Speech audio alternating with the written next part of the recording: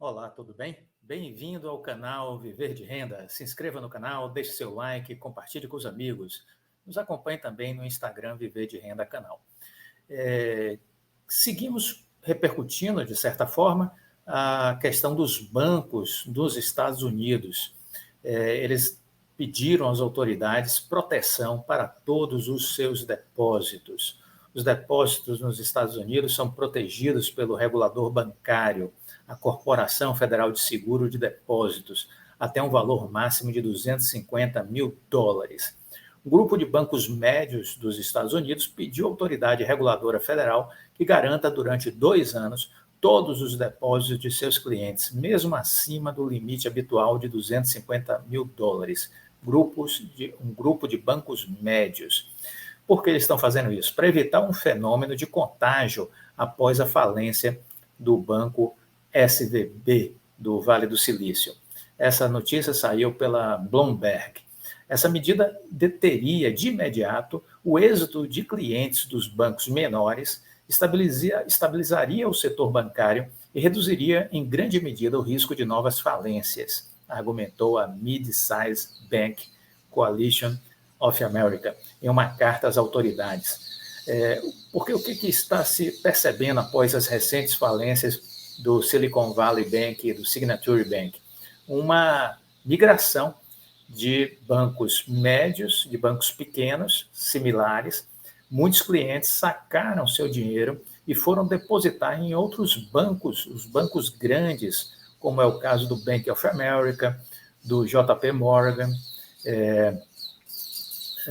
Esses bancos foram procurados de imediato. Então, começaram a haver muitos saques dessas contas de bancos pequenos e médios nos Estados Unidos e uma migração para os grandes bancos, Bank of America, Citigroup, JP Morgan, e isso foi em função destes bancos maiores transmitirem, num momento de insegurança, mais confiança, mais segurança com relação ao sistema bancário, né? Então, este movimento foi visto. Eu cheguei a comentar que o Bank of America, por exemplo, em alguns dias recebeu $15 bilhões de transferências de novos clientes. $15 bilhões em poucos dias eles receberam de transações de novos clientes.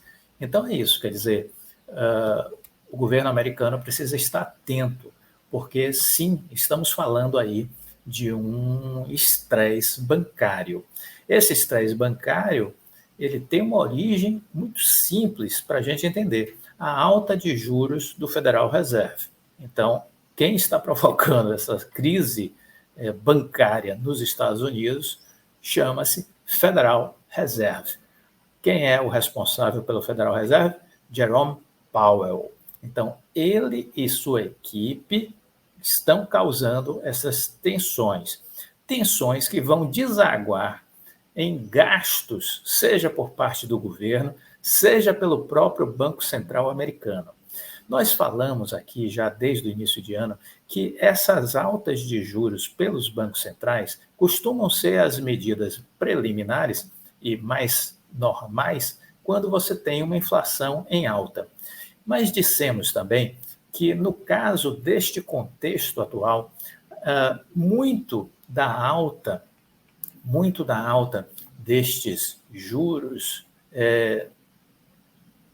tentando conter a inflação, não teria tanta efetividade se nós entendermos que essa inflação mundial, é um fenômeno que está acontecendo no mundo inteiro, ela decorre de problemas estruturais da época da pandemia. A pandemia criou uma disrupção nas cadeias de fluxo de produção de suprimentos. Isso foi em 2020. Isso gerou uma série de problemas de abastecimento. Esses problemas de abastecimento no mundo fizeram com que a lei de oferta e procura se manifestasse. Então, se você não tem a oferta capaz de suprir a demanda, os preços sobem. Então, a raiz de toda a problemática da inflação está aí. 2020 foi um ano que causou sérios danos nessas cadeias de produção. 2021 começou, a partir do segundo semestre, uma recuperação. Essas cadeias de produção estavam voltando a funcionar em busca de uma normalidade. Mas aí veio 2022, em março, novo lockdown na China, drástico, severo. O porto de Xangai ficou 45 dias fechado e, com isso, o frete marítimo explodiu, alta de quase 500%. De novo, jogou a economia mundial, essas cadeias de produção, jogou de novo elas na lona. De novo, enfrentamos essas dificuldades. As empresas que conseguiram sobreviver a 2020, o que fizeram? Repassaram 100% dos seus custos para o consumidor final. Então, de novo, pressões inflacionárias. O Vladimir Putin agregou mais pimenta no negócio, com aquela tensão da guerra ali da Rússia com a Ucrânia, e nós ainda estamos dentro de um processo de ciclo de alta de commodities, que não vai se esgotar por agora, vai continuar aí pelos próximos 4 anos, pelo menos. Então, dentro deste contexto, querer conter a inflação pura e simplesmente com alta de juros é um erro crasso, Vão estudar a história de Roma para entender quem foi Crasso. Mas é um erro muito grande. Há um limite para a alta de juros conter a inflação. Há um limite. E se nós começarmos a exagerar na dose, efeitos colaterais vão acontecer. E o que estamos assistindo, Clóvis, os efeitos colaterais já aparecendo nos Estados Unidos, sobretudo. É o primeiro lugar onde isso está acontecendo. A alta de juros produzindo efeitos colaterais. Isso significa o quê? Significa que nós já estamos numa condição de limite. E que, a persistir neste caminho, a situação se agravará. No Brasil não é diferente. Manter a taxa de juros em 13,75 significa ter uma taxa de juros real de 8% ao ano. Isso é um absurdo, porque o mundo trabalha com taxas reais próximas de zero ou até negativo, entendeu? Então, a realidade brasileira não tem sustentação essa taxa de juros. É estupidez acreditar que isso é correto. É falta de inteligência acreditar que isso é correto. Eu posso respeitar toda a visão contrária que tem a isso, mas eu começo a ver que quem discorda traz um viés político para uma discussão que não é política, é uma discussão de economia. Então, não traga viés político partidário para discussão de economia, de investimento. Isso é burrice. Não faça isso. Estupidez. Não faça isso, não. Não faça isso. Isso é burrice. Então, não tenha apego à burrice. Desapegue. Então, é isso, minha gente. A gente tem que ter flexibilidade intelectual para entender que já estamos na hora, sim, de baixar os juros.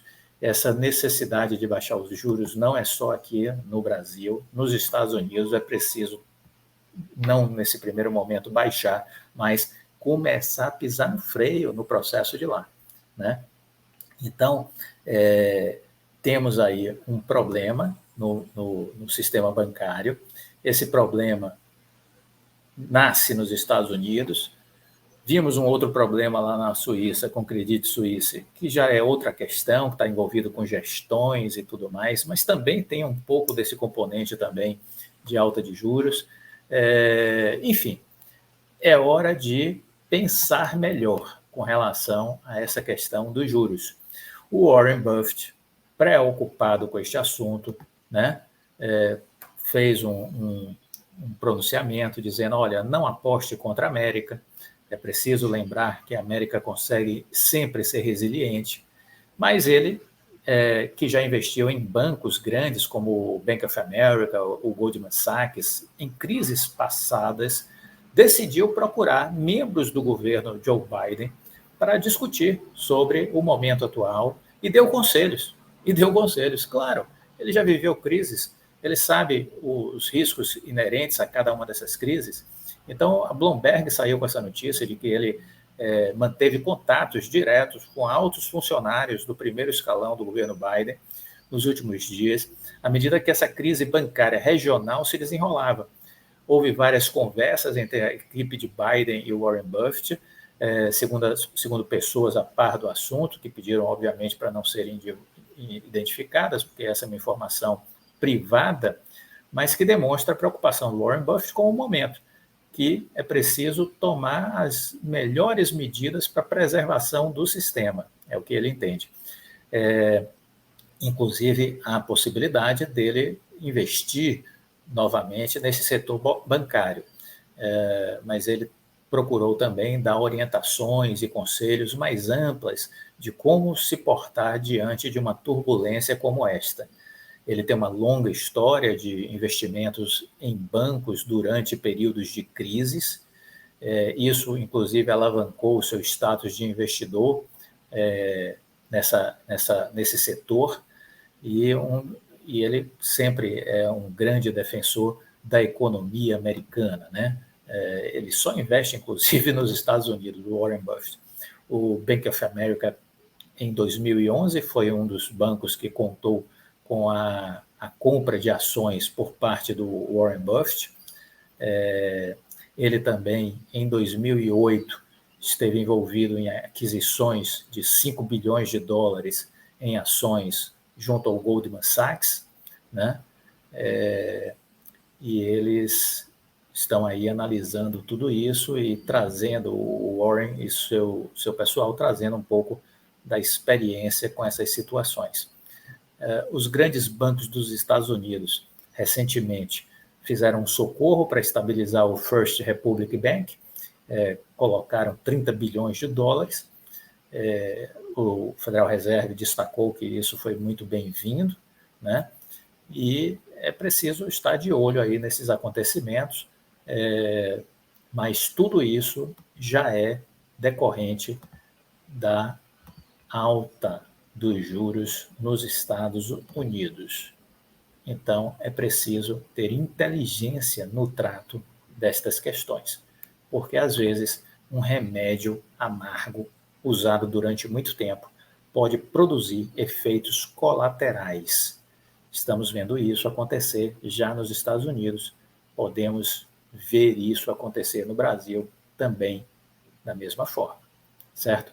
Muita gente me perguntando sobre a diluição societária por conta do caso da Oi. Vamos comentar um pouquinho rapidamente aqui sobre diluição. As sociedades empresariais que abrem capital em bolsa, elas têm as ações, né? Ou cotas, né? Que são divididas entre os acionistas. Isso está claro para todo mundo, né? Então, cada acionista tem um número de cotas ou ações de uma determinada empresa. Essa proporção de participação de cada acionista em uma determinada empresa podem sofrer modificações quando ocorre um aumento de capital, quando novos sócios passam a fazer parte do negócio a partir de aumento de capital. Isso pode ser feito de diversas formas, como pela criação de novas ações, por processos de fusões, incorporações, aquisições ou por conversões de valores mobiliários. Como cada sócio acionista já detém uma parte do percentual de uma empresa, quando entram novos sócios, neste caso, há uma nova divisão proporcional da fatia que cada um tem. E é aí que nós chamamos isso de diluição de ações, diluição societária. Em termos muito objetivos, vamos imaginar que uma empresa tem no seu capital social R$1 milhão. Tem o seu capital social fixado aí em R$1 milhão. E aí entra um novo sócio que coloca, por exemplo, coloca mais R$1 milhão na empresa. Então, a empresa hoje vale R$1 milhão, entra um novo sócio que injeta R$1 milhão na empresa. Isso mediante aquisição de novas ações. Ok? Então, a empresa que antes valia R$1 milhão, agora passa a valer R$2 milhões. Aqueles sócios que detinham o R$ 1 milhão antes da empresa dobrar capital vão ver suas ações diluídas pela metade. Vão ver suas ações diluídas pela metade. Então, o que eles tinham valiam 100% antes, vai passar a valer agora 50%. Então, essa é a ideia da diluição. É a diminuição de percentual ou do valor das ações. É a diminuição de percentual ou do valor das ações, das cotas, né? Os acionistas, obviamente, minoritários, se sentirão, obviamente, prejudicados. Mas para que isso seja evitado, deveria haver uma cláusula de antidiluição. Se não existe essa cláusula de antidiluição dentro dos estatutos da empresa, né, do seu contrato social, isso poderá ser feito. Então, a única forma de que isso não aconteça é se houver uma cláusula de antidiluição, um compromisso que vai pedir que o investidor sócio ou acionista tenha sua importância na empresa reduzida devido a aumentos posteriores no capital inferiores àqueles inicialmente realizados pelo participante. Caso isso acontecesse e houvesse essa cláusula, ele poderia então exigir uma recomposição de sua participação, de modo a igualá-la à sua situação anterior à mudança, né? Um exemplo muito prático dessa questão da diluição, se vocês assistiram o filme A Rede Social, ali conta, por exemplo, que o sócio brasileiro do dono do Facebook, o Eduardo Saverin, ele teve exatamente as suas ações reduzidas por conta de um aumento de capital da empresa, fazendo com que sua parte, que antes era expressiva, passasse a valer muito pouco, retirando inclusive prerrogativas dele de sócio e administrador. Então, no filme, a gente vê isso claramente, como aconteceu no caso do Facebook. Então, a diluição societária é isso. E é isso que a Oi está caminhando, né, para propor nessa nova recuperação judicial. Segundo o presidente da empresa, o Rodrigo Abreu, existe aí já uma negociação com os credores, detentores de uma dívida da Oi, para que estes credores troquem esta dívida por ações. E ao fazer isso, o presidente da Oi admite, com todas as letras, de que estes credores passarão a ser novos acionistas e detentores de até 80% do capital social da empresa. De até 80% do capital social da empresa. Isso significa dizer que os atuais acionistas ficarão diluídos numa faixa de 20%.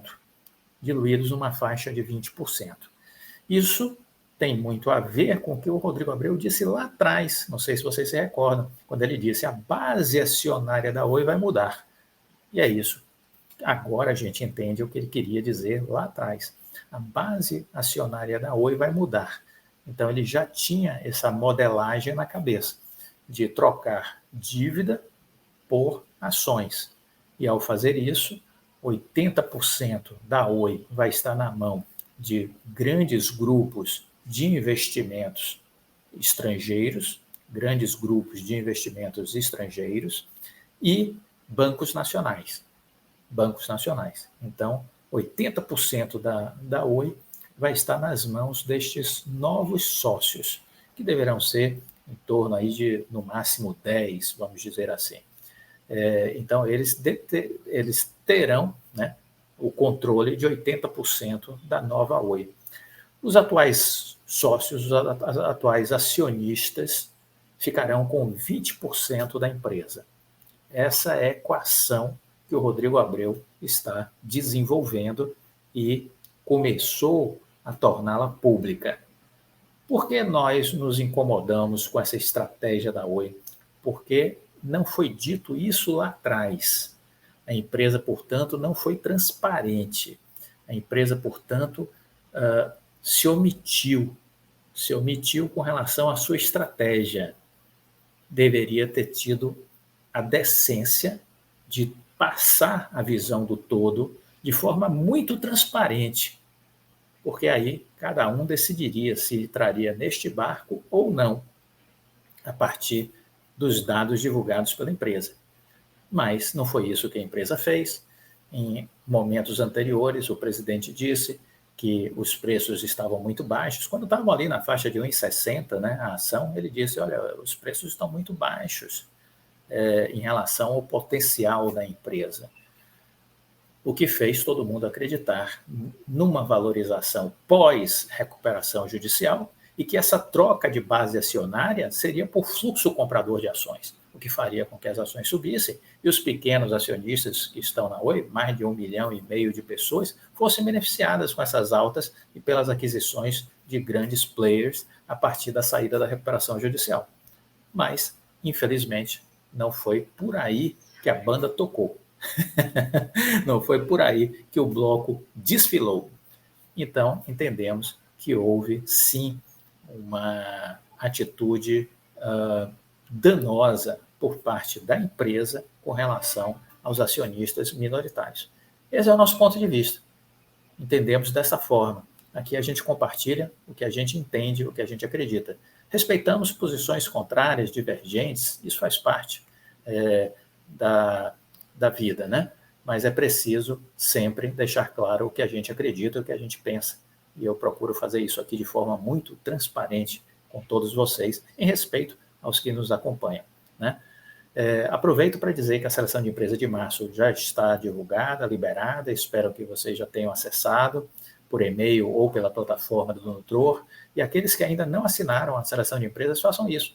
R$360 por ano, é R$1 por dia, gente, vale muito a pena, acredite. Se você quer ter uma referência, né?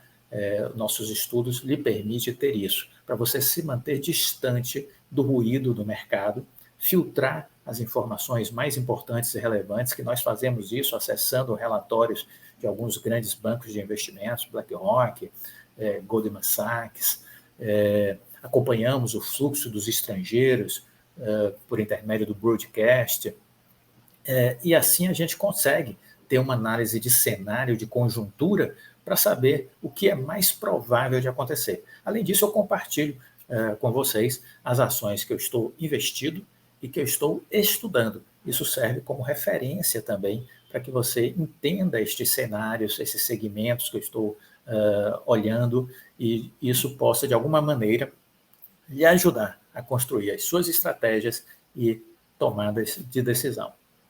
Então é isso. Assine, eu tenho certeza que vale a pena, o custo-benefício é maravilhoso, né? Ano passado, pessoas que assinaram a seleção de empresas tiveram ganhos de 50%, 60%, 100%, em